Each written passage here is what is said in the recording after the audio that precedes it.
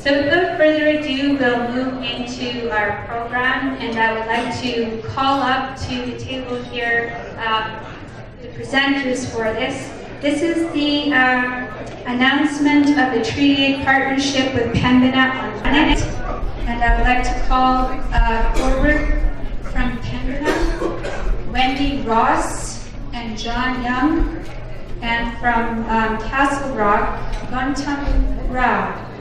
So, sorry, come up please. And I'll ask Treaty Education Director Dale Rosses to share some information about this with you. Hey. So, this morning I mentioned I was going to talk a little bit about some of the things we're doing.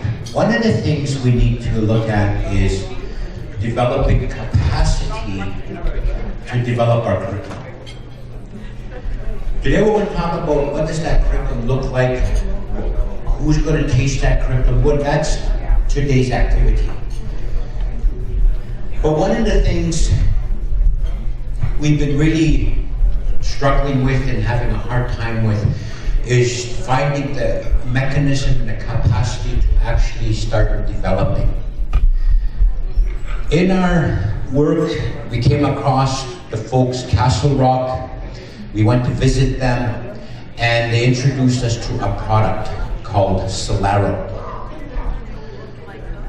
We brought this to the principals, we brought it to the education directors, and it ended up on the chief's table, the executive table, and basically they were so impressed with the product that they said, we want this product available to all our students who are in grade 3 to 12, and we want you to roll this out. So that was my job, my team's job, to roll out the Solaro product. Now some of you may be aware that we put this as much as we possibly could. We put it out in the communities. To date, we have over 3,000 users or registered users on Solaro. They're using the product in various different ways. One school division, Northlands, is piloting the use of the product in their whole school. All their teachers are using it. The product is available to all the teachers from grades 3 to 12 on all reserve schools. And how they're using that product, again, it's basically up to them. We also have given licensing or the opportunity for students who live on reserve going to a provincial school to use the product. So that's out there. We've had a number of different, as I said, people using the product in different ways. We've also had some people say, well, I want to use the product to upgrade get myself ready for GED. I want to challenge the tests. So some people out there using that product that way, and there are some people using the product. We have one grade 11 student who said, I'm going into grade 12, and I want to use this product as a refresher. So in the area of science, math, language arts from grades 3 to 12, this product is a very useful tool for our students and for their teachers. The product itself is aligned with the Alberta Program of Studies. So it's very in line with what students should be learning at those grade levels. And that the teachers who are using it find it to be a very useful product because everything is there. Now, it's also helpful for teachers who, as we heard yesterday, a lot of teachers coming from who are young, fresh out of university, going into a teaching job, and we're bringing them from other parts of the country, so they're not necessarily taught on the Alberta Program of Studies. So this helps the teacher to stay in line with teaching the Alberta Program of Studies. When I started looking at the product, I started asking the Granite, the Castle Rock folks, what are the basis of this program. And the basis of this program is called Granite. What makes Solaro? Castle Rock's product is Solaro. That's available to all our students and teachers. What are the bases? What is it that you use to create Solaro? And that's Granite. After I heard about Granite, that's the tool that can get us to where we want to get to. That's the tool I believe that we can start building our own curriculum. And based on this, we started talking to the chiefs about this, we started talking to the education directors, and we started talking and saying, what is this partnership going to look like? And so that's where we're coming to. Pembina, through Rose, was brought to the table and introduced, and they listened to what we're trying to do. And they said, we're interested. I remember this morning I mentioned the train that left the tracks going, who wants to join and go on this journey with us. As I said, we don't really have an idea where we're going yet. We kind of have an idea of what we want. But Pembina has basically stepped to the plate and said, this is what we want to do and this is how we can help. Okay? So I'm going to turn it over to, Grand Chief is going to accept your gift. That's why he's here. So I'll turn it over to Gotham to explain a little bit about how he feels they can help us. Thank you. Thank you to each of you. Grand Chief, thank you. Dale, thank you. When I first had the privilege of meeting with Dale and the elders within Treaty 8, we shared a number of issues and concerns around education. And one of the key concerns was ensuring that each and every student in every community within Treaty 8 was going to have the opportunity to do as well as they could in his or her area of study. And to ensure that they would have access to the highest quality educational resources available to them so they could graduate and be successful into society. As they mentioned this vision, they also shared challenges that they were facing, that sometimes there wasn't as much equitability for children, for families within Treaty 8 as there were for mainstream kids. And then we started talking about how could we change that reality.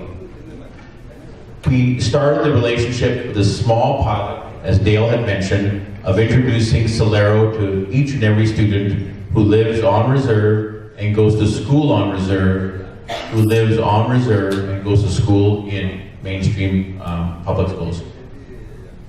We then thought about permanently changing the reality so that Treaty 8 can become the holders of the intellectual property and thus create a center of excellence that will permanently help all their children for years to come. It was this vision that Dale referenced just now in his conversation.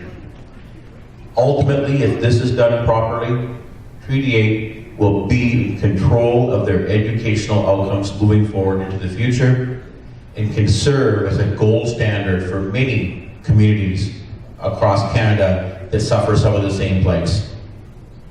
I want to thank each and every one of you for allowing myself to participate in this opportunity. I'm honored by this, and I'm very grateful to this opportunity to work with Treaty 8, the elders, and the great people that we have here. I want to thank my friend John Young, Wendy Ross. They generously contributed to helping facilitate Treaty 8 to make this possible, and I'm very grateful to them as well.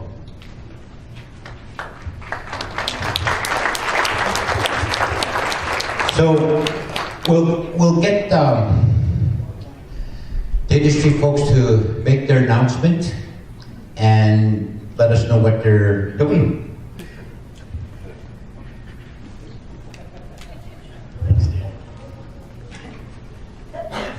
elders, Grand Chief, chiefs, and guests, thank you for having me here today. I have to tell you a little bit of a story and a challenge that was put to me. Many of you may know me from working in your community. I was in police work, Aboriginal policing for 25 years, worked in many of your communities, and have shared a few stories already around the room since I've come in. And then after I retired from policing, I got into the oil and gas industry. About 5 years ago, I joined Pembina Pipelines, and Chief Richard and Chief Cam Alexis challenged me and said, listen, John, we've seen the challenges and issues in our communities, and the key to moving forward is education. And the work that our people do in our communities is always the slashing and the non-technical kind of work. How can we move people into long-time, full-time jobs, working for companies like Pembina? And again, education was the key.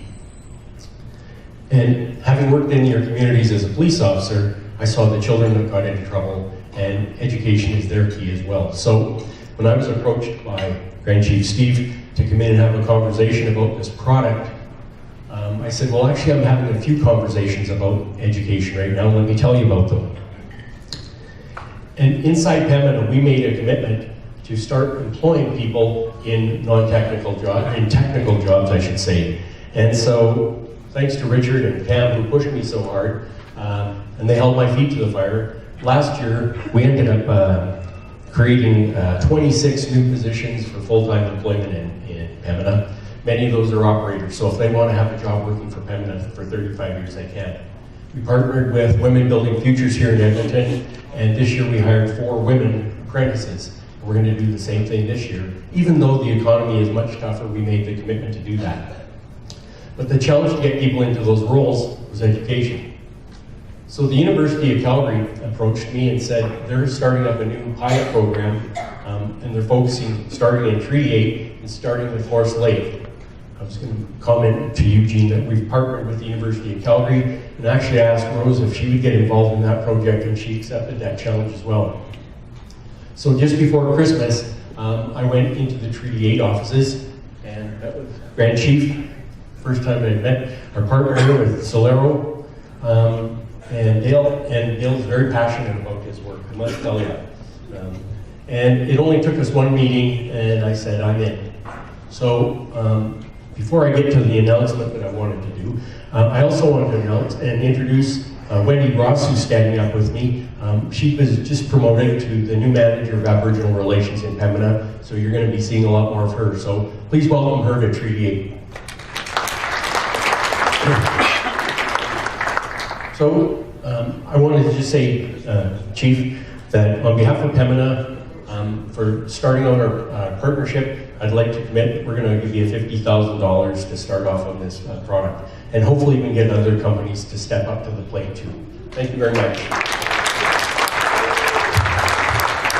And that $50,000 contribution is to Treaty 8 First Nations, not me. It's not going to my bank account. I just want to make that clear. I know sometimes things get twisted around. But anyways, I just want to also acknowledge this support that's come along. Couldn't come any sooner. You know, just to share with you, my home community, we have an 8-year-old boy in grade 3. I don't know how he got there, except walking in and sitting down, because I was told he doesn't know how to read or write. Already, you know, he's failing. So I hope that this opportunity for all young people such as him to be able to get access to his support, opportunity for them to move forward. And the ones that have fallen through the cracks, whether they've gotten too old for their classrooms or they've been bullied, other challenges they're faced with, have an opportunity to come back, and it can be set up in a way that is to their comfort. So it's a very good, exciting opportunity for all First Nations within Treaty 8, and I want to thank you for that support. So I'd like something to check on behalf of Treaty 8 First Nations Alberta. Thank you.